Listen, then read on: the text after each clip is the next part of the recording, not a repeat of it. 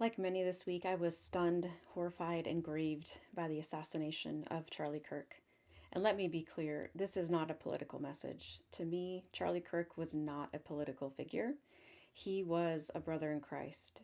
He was someone who I admired for his boldness in preaching the gospel to millions of young people across the world, across the nation, who championed biblical values and biblical morality, and who advocated for our political system and our political leaders to be grounded in those biblical values. And he exhorted all of us to live our lives with the moral uprightness as the Bible teaches. In my eyes, he was a man who shared the love of Christ.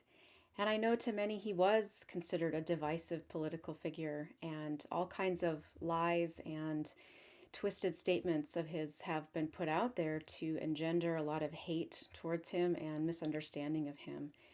And so I would say to those people, just go for yourself and listen to his own words. Watch his videos and just see the things that he says for yourself and make your own conclusions about it.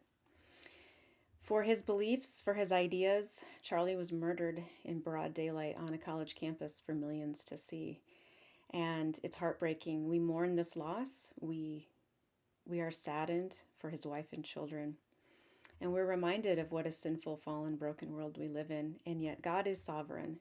And as Joseph said to his brothers in Genesis chapter 50, what you intended for evil, God intended for good. And for me personally, it's even more painful to see how many millions of people out there are proudly broadcasting their glee at his death and callously stating explicitly or otherwise that he had it coming and he somehow deserved this.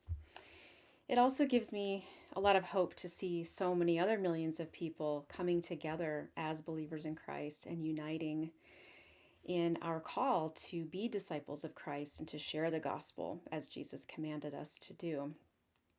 And I can't help but be reminded how Jesus told us that we would be persecuted. And in Matthew chapter 5, he says, "Blessed are you when they revile and persecute you and say all kinds of evil against you falsely for my sake. Rejoice and be exceedingly glad, for great is your reward in heaven. For so they persecuted the prophets who were before you." Peter echoes these words in 1 Peter chapter 4. "If you are reproached for the name of Christ, blessed are you, for the Spirit of glory and of God rests upon you." I pray that we would all find strength and hope in Christ and in his word to be bold in proclaiming the message of Jesus Christ and to go and make disciples.